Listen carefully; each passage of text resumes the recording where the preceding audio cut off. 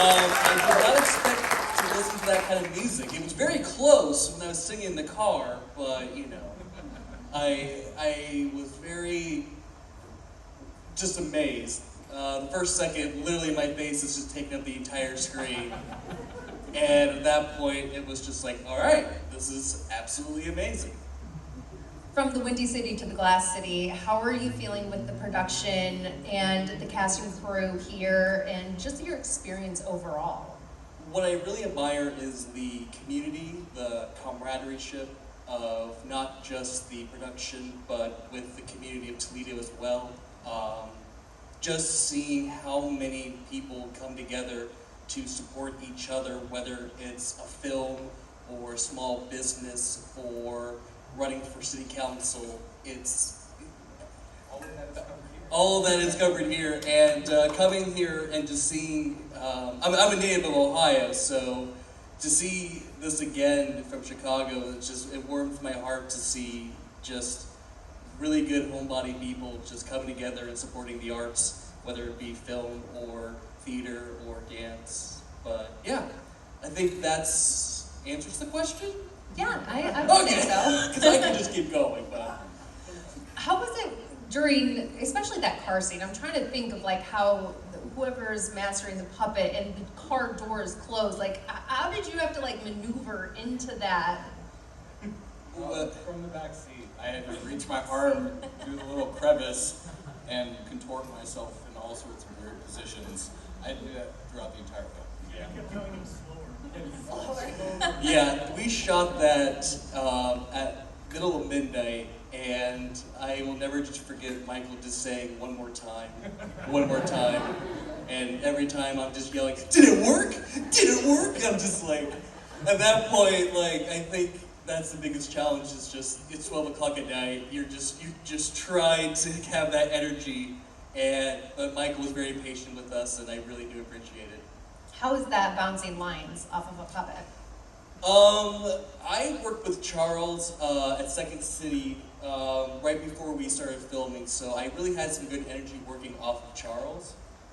I would say it was challenging not to look at Charles underneath the bar table or behind the car seat or under tables. Even beating him with a frying pan, it was kind of hard not to look at it. So, yeah, I might have accidentally hit him a couple times, but you know, we're good. We're good. Speaking of all those odd positions and how you had to coordinate that, Charles, how was that being able to maneuver Jake Lewis, the puppet, and kind of play multiple characters as you had to play the human version and then the puppet version? Well, it was actually a lot easier because I only had to be one at a time.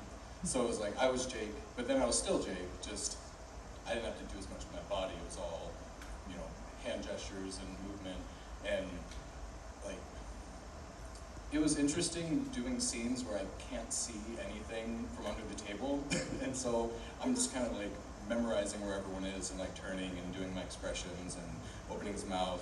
So it's kind of like acting, but behind the scenes in a way. But I had a great time puppeteering, except I got hurt a few times. Like when they're hitting the puppet, like my hand is in there. There's only so much cushion between his head and my hand.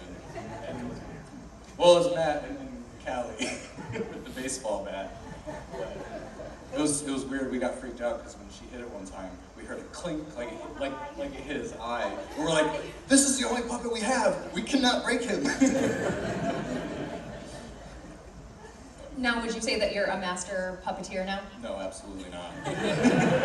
There are some of those scenes that took like 3 or 4 of us to control the puppet, like because he had moved his arms and his legs and his head, and so it was like, you know, I think the pool scene particularly was very difficult to do because I was contorted underneath that little tiny table with just my arm extended all the way up, and I swear puppeteers must be ripped because after a while my arm was just like, no, go back.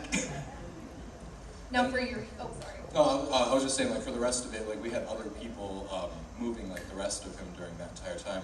I think Tyler is actually here. He was one of the guys who, there he is, right here. He set up one of the rigs so that we could move more parts of him with this pole that was just going across, and it was it was a whole like fantastic experience working with a puppet. He actually came by and was teaching me some puppetry and like mimicking my mannerisms and things like that. So we have videos of me drinking bottles to mimic him drinking bottles, and so it was a lot of fun. How is it for you after seeing all the editing and how his eyes are blinking and there's no strings or attachments? How is that for you to see like Jake Lewis come to life? It was actually really cool. This was my first time seeing the film. I have a copy at home that he gave me, and I'm like, I'm not watching this. I actually never watched the films before they come out. I like to enjoy it with everybody else, and you know, I don't like sitting there knowing what's going to come next. But what was it? The blinking and things like that. That was actually my idea. Because good suggestion. He was showing me some of the enemies. I'm like, he just feels so lifeless. Like he needs to blink or something. And then as soon as he added one, he's like, all right, we're doing this the whole film. Now this is one for you and Callie. How was that when you guys are arguing at the fair? You're technically arguing with the poor cameraman. How was that? Well, I guess I'm just going to say that one of my favorite parts of the movie in general was all of the people in the background from the fair. None of them consented to be filmed. But they all wanted to be. And so when we filmed that fight scene, I remember we filmed it a couple different ways. And Michael chose the way in which Kara replied kind of like quietly, and she was more hurt by it. But there were a couple other takes that we did where Charles and I were like actually screaming at each other at the fair. And yeah, just letting loose. And we had a lot of bystanders. We had a whole circle of people watching us have this fight. I don't know whether or not they thought it was real, but... I remember there was one, because we filmed those fight scenes on multiple rides. Like almost every ride that they had, we filmed it with us fighting, but like half of those rides would not work because we're being thrown back against the seat and the fighting doesn't work. We did one that was on a carousel, and we're sitting there fighting on the carousel, looking angry, and this guy's leaning over the fence, and he looks at me, and he's like, "Why are you so upset?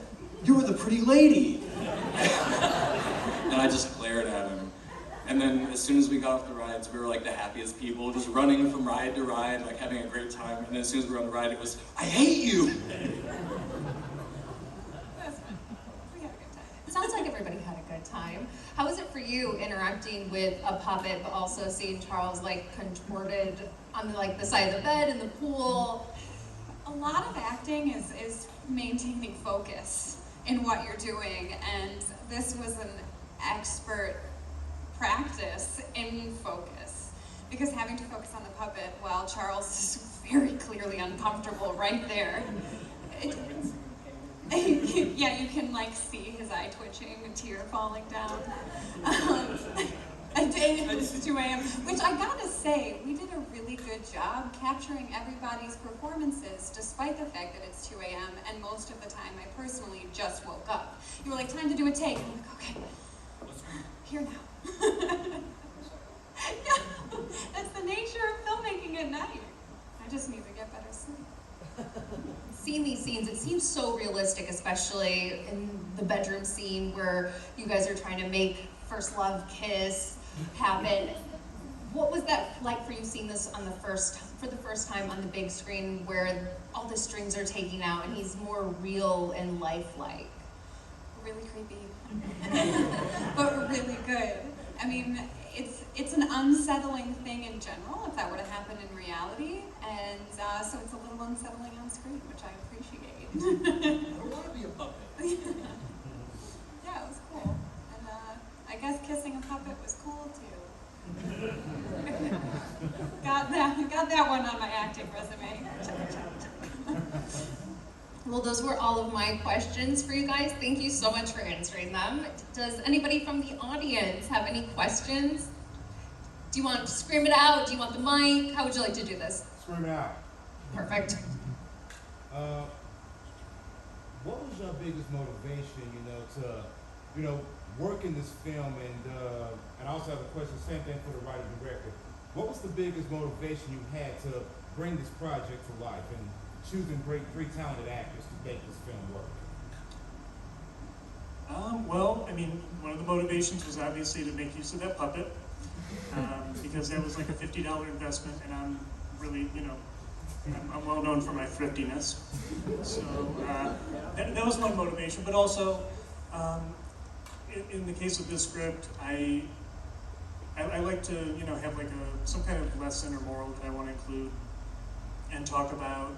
And it's sort of like a lesson to Charles, watching him grow as an actor and as a person, where, seeing him make a change in his own life for the better, and seeing him, I mean, he has an agent now, he's, a professional actor, he's, getting around, and it's great to see that.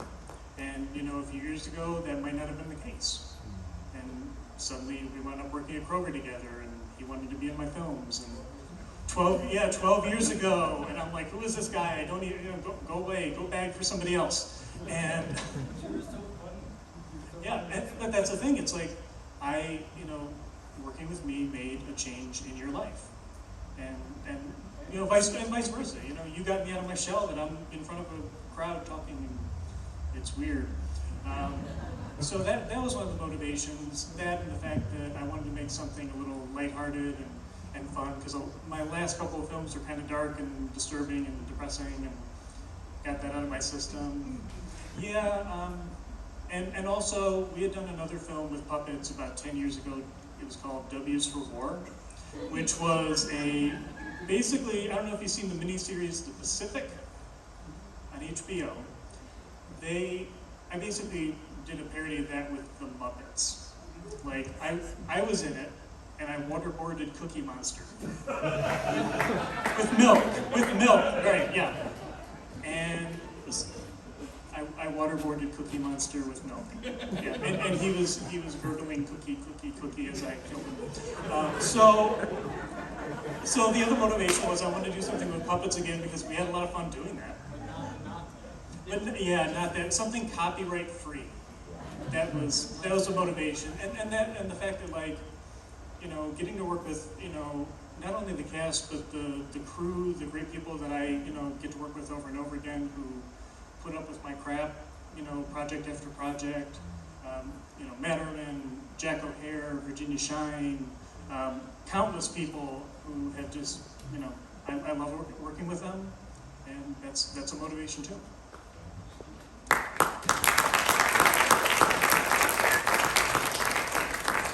Any other takers? Oh, I see one in the back. Yep, you. Yes. Just curious, what's the science behind a living puppet drinking beer? Was the beer just so? Okay, so I actually gave this some thought. It's through osmosis. Okay. It absorbed into the felt, and obviously Puppet Jake is a lightweight, so it just instantly had an effect on him. So yeah, I did give this a lot of thought. Because actually, if you hear him mumbling in that scene when he's walking by, it was Charles ad-libbing about how a puppet goes to the bathroom. So we gave this a lot of thought. I saw another hand, yes. So this is for Callie. First off, long time no see. Second of all, do you think in retrospect, using tongue might have worked?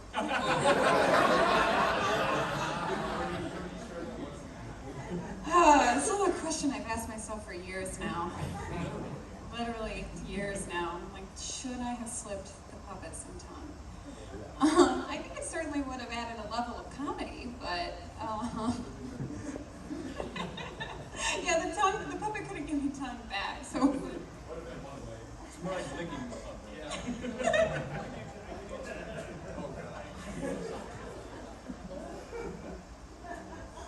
So there are also rules about this, because if you listen to the lyrics of the song, it's declaring his true love in her embrace, which doesn't happen until the very end of the film when she's holding him and he says he loves her. Because in the other scene, you weren't embracing. So the tongue would have had no effect. And it would have been really gross, because we would have had to wash that puppet again. Yeah, thank you. Great question. Thank you. We had another, yep. I just wanted to say how fantastic this was. I have one comment and then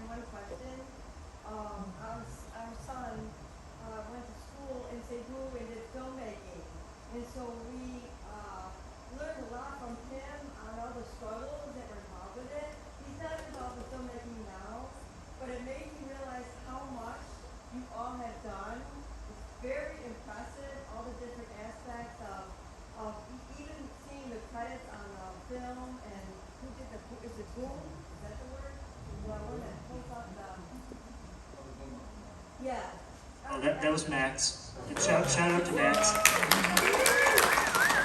the tallest man in our crew. So we It's are taller than very me. impressed by the quality of this and such a treat to be able to be at the premiere. So that's my comment about it. I know my husband would feel the same way. But my question is, how did you, and maybe you've already mentioned it already, how did you come about to the name? Did you go through lots of names? Because that Heartfelt name is perfect. So I struggled with this. I'm really bad at naming my films. I had a list of, I think it was 31 or 32 different titles for the film. And I was having so much trouble with it.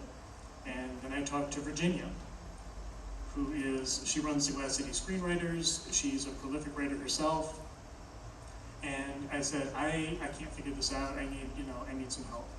And I think maybe 30 seconds later, she messaged me back with a heartfelt change. So Virginia gets all the credit for the title of the film, which I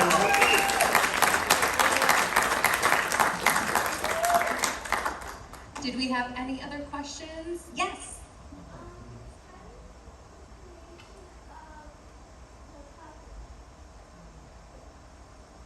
Can you say it a little louder?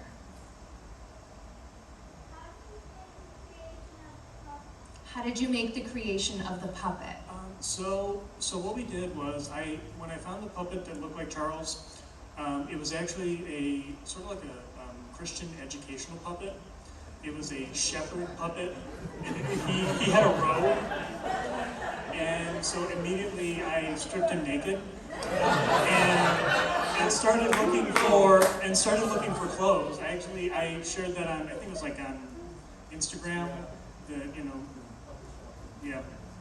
And I was going around all the like baby sections of stores, and Once Upon a Child, and all, 2T. And so what happened was I don't have kids, and I felt really, really creepy going in a store looking for all these baby clothes, and then immediately going outside and trying them on a puppet in my car. Would it have been worse if you took the puppet with you? I thought about it. I thought that would be slightly more creepy. This kid's lost. I mean, I would have to like hide him under my shirt, and that would look like I was stealing. No, so after that, I found all the wardrobe, which I had to match his existing clothes exactly that he wears in the film. Which actually, the gray shirt that he wears, that was my shirt. And I really liked that shirt. It fit me well, and I don't want it back now. But so with that, we had everything ready to go, and then we put some strings on him and some poles, and kind of brought him to life. And then after the fact, we made him blink with CG, hand animated, because I hadn't learned how to use After Effects yet, and it took a really long time. But yeah, that's how we made him come to life. Yeah, speaking of learning how to make him blink, you actually had a little bit of help with that as well, but the detail that you had to this film, where you can even see the reflection in the beer bottles of him blinking. Yeah, That's a lot of detail.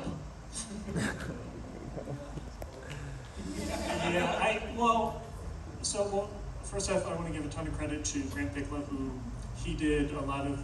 I did some of the effects in the film, the blinking, a lot of the color correction, color grading, and that.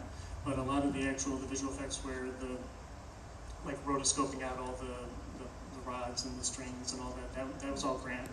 And he's a filmmaker. He made that Making Time film. He directed that in 2 days. And so he did all the hard stuff.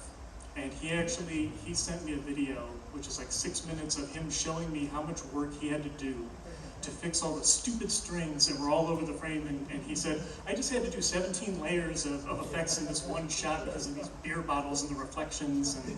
And I'm like, I'm sorry, can I show your trailer to make you feel better? Seems like a win-win situation. Does anybody else have any questions? Yes? How did you get what looked like the aerial shot? So that was actually Zach Koloff of Zach Films. He does a lot of aerial media shots. He has his own drone. He is very affordable. which I love that. And he actually helped us out. He had existing shots that we were able to use. And at one point during 2020, I actually went and I shot some shots of my own, the nighttime shots. And I hated how they looked. My camera is nowhere near as good as his drone.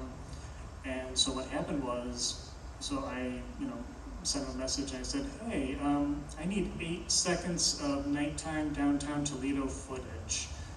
Can you do that for me real quick? And he did, no problem. And I love the shots in the film. He did a great job with those. Do we have any other questions from the audience?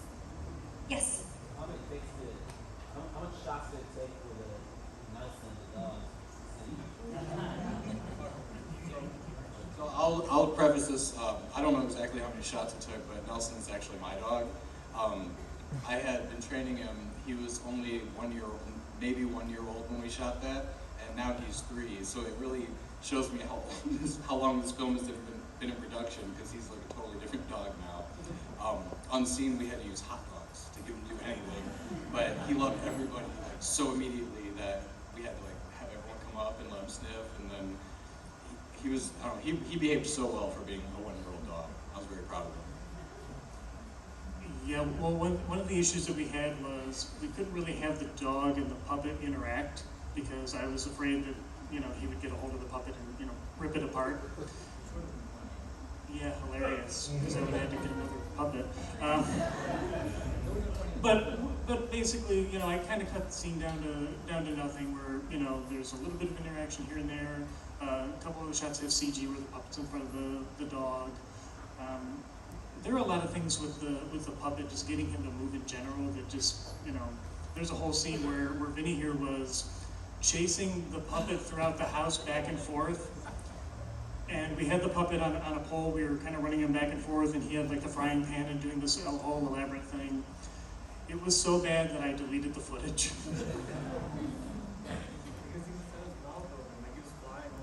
It was bad. Any last questions? Way in the back. Hi, I'm Johnny. Hi, Johnny. I'm gonna give you guys a hand. Good job.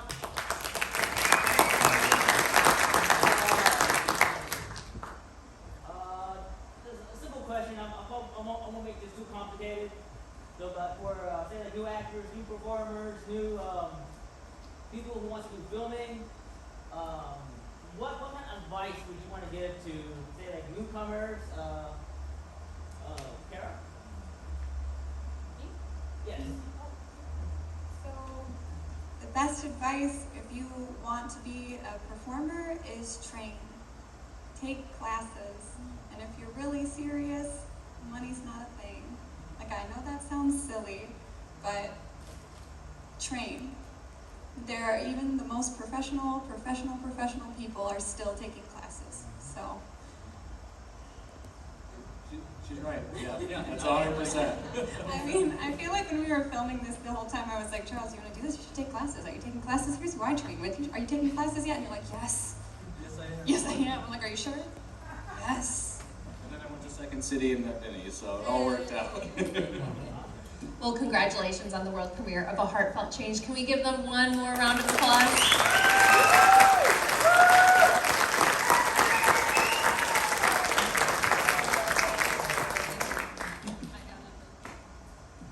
Okay, so we have some prizes to give away.